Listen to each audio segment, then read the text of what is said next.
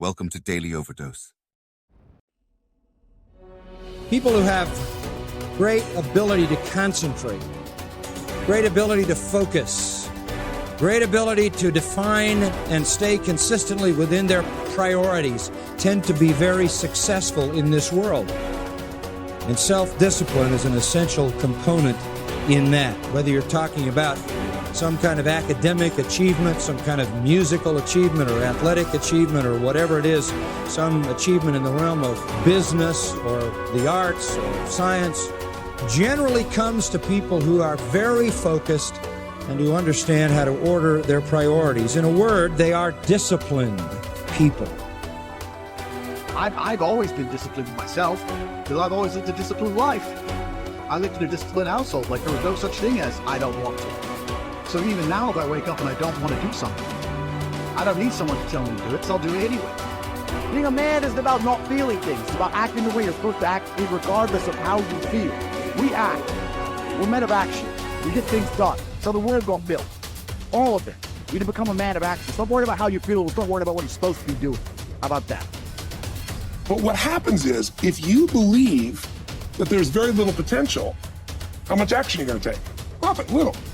But they take little action, little results. Why? Because they have to start with a problem with their belief. They don't believe it's really going to happen for me. Maybe for Frank Kearns because he's got the cool hair and stuff, or maybe it's for you because you're so driven, but it's not me. Maybe Tony Robbins because he's a freak, got these big teeth. Whatever their thought process is, right? They got this thing, right?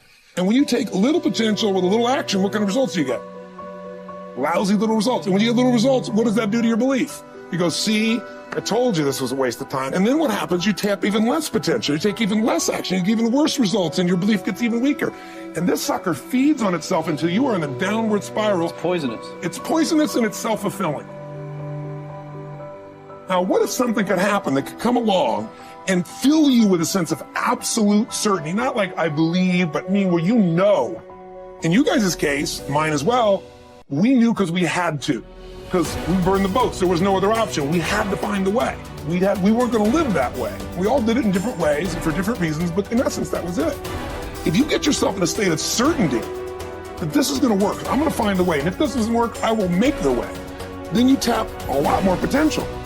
And when you're certain in your potential, you take massive action. When you take massive action, you really believe in something, you get great results. When you get great results, your brain goes, see, I told you I was a stud. I told you this thing would work out. Now you're even stronger. You tap more potential, take greater action, greater results. That's how you went from $300 in a week to $2,500 in 5 days to $100,000 in a month to $1 million in a day. Same thing with you. And we get momentum. That's why the rich get richer and the poor get poorer. If you just make a decision, it can be sometimes the day that starts you on a brand new journey. Sometimes when you look back on it, the day that you decided was just about as exciting as the day when you finally accomplished the project. That when you finally made the decision, you finally, got through whatever barriers kept you from making that decision, and finally you made a decision. Now, some decisions are incidental and some are small, and some, are part of a working day. But sometimes decision-making can be one of the most important days of your life. Maybe a decision you've postponed, and now you understand the penalty of postponing that decision. You've got to do something, and finally you come to the conclusion, today is the day. I now decide. And whether you decide on a new direction, whether you decide on a refinement in philosophy, whether you decide to act when before you haven't acted, you decide on a series of things that you're going to do, you decide.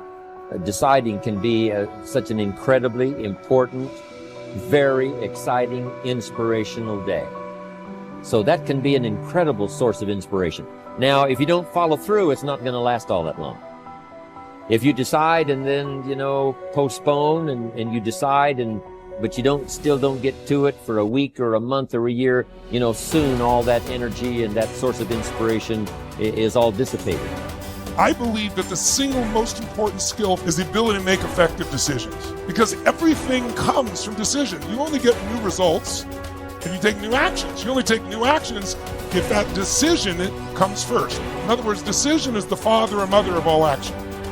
But not all decisions are equally good, as we all know. And the quality of our life comes down to the quality of our decisions. You want action. Action means you have to make some decisions along the way. And decisions, most people are so afraid to make the wrong decision, they don't make any decision. That is what you really need to be afraid of, being stagnant. So get up and go. That idea isn't going to execute itself. You have to do it, and you have to do it now. Don't wait anymore. Don't think anymore. Don't plan anymore. Don't contemplate anymore. Don't make any more excuses or justifications. Don't rationalize anything else. No. Take the risk. Take the gamble. Take action now. No complacency. By 66, Pompey had already earned the title Magnus, making him, in fact, and in name, Pompey the Great. He had reconquered Spain. He had served as Rome's consul not once but twice. He had defeated Spartacus in the Third Servile War. And now he was being sent to dispatch the Cilician pirates who terrorized the Mediterranean. Before he left, he stopped for a private consultation with the Stoic philosopher Posidonius, one of the great minds of the ancient world. Posidonius' advice might have seemed rather redundant. Be the best and always superior to others, he had told the ambitious general, quoting a line from the Odyssey. But Posidonius wasn't talking about achieving more victories over the enemy. He was talking about conquering the self, not honors, but being honorable. Plutarch tells us about a far less famous general and statesman in Greece, many generations before Pompey. Despite his brilliance on and off the battlefield, Epaminondas was appointed to an insulting minor office in Thebes. In fact, it was because of his brilliance that he was put in charge of the city's sewers. Instead of being provoked or despairing at his irrelevance, a number of jealous and fearful rivals thought it would effectively end his career. Epaminondas took fully to his new job, declaring that it is not the office that brings distinction to the man. It is the man who brings distinction to the office. With hard work and earnestness, Plutarch wrote, he proceeded to transform that insignificant office into a great and respected honor, even though previously it had involved nothing more than overseeing the clearing of dung and the diverting of water from the street. Best is the person who adds shine to their accomplishments with their discipline, not the other way around. This is what Posidonius was trying to tell Pompey, although Pompey failed to fully realize it. In the end, it's not about what we do, it's about how we do it, and by extension, who we are. Too often, we find people choosing to be great at their profession over being a great human being, believing that success or art or fame or power must be pursued to the exclusion of all else. Does it have to be that way? Does being loved have to be at odds with being lovely? Or can temperance, as Cicero claimed, be the fine polish on top of a great life? Queen Elizabeth inherited the monarchy. Marcus Aurelius was selected for the purple as a boy.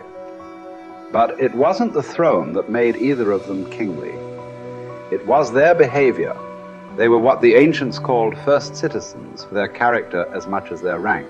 As Marcus said, his aim was never to be the most powerful king, never to conquer the most territory, or build the most beautiful buildings. Instead, he was after perfection of character, to live your last day, every day, without frenzy or sloth or pretend. It just happens that wonderful external accomplishments, like those achieved by Elizabeth and Marcus, can come out of internal endeavor. They are not the goal, they are the byproduct. Conquering the world is almost easy after we have fully conquered ourselves. Certainly fewer people have done the latter than the former. This is what you find when you study the true masters of any profession. They don't care much about winning, about money, about fame, about most of the things that have come their way as a result of their success. Their journey has always been towards something bigger. They aren't running a race against the competition. They are in a battle with themselves. Self-discipline has never been about punishment or deprivation. It is about becoming the best that you are capable of becoming. The battle to be the best has less to do with beating others and more to do with beating down those urges, those flaws, those selfish instincts that every human has. There was never enough for Pompey, nothing sacred. His endless ambition, his insane love of glory, as Posidonius called it, would ally him with Caesar, setting in motion the destruction of the republic he once loved. He would wake up to this Faustian bargain eventually and fight valiantly to preserve Rome, but it would be too late. He would be defeated by Caesar's armies at Pharsalus in a day, losing everything that he had acquired, and then shortly thereafter losing his life as well. His last words would quote another ancient playwright, Sophocles. "Whoever makes his journey to a tyrant's court becomes his slave, although he went there a free man. By chasing the wrong kind of best, fame, fortune, power winning, Pompey had chained himself to the worst. It cost him everything." As it does for all of us, when we compromise, when we relax our discipline, when we make exceptions and do what is expedient instead of what we know is right. History is replete with great conquerors. There are far fewer generals who were great people. Talented writers, groundbreaking scientists, incredible athletes, bold entrepreneurs. All these types are rare. Rarer still, and all the more impressive, are those who manage to achieve these feats without losing control of themselves, without becoming slaves to their ambition, to their careers, to their urges. Who will you be? What race are you running? Who are you trying to beat? And is it for the best?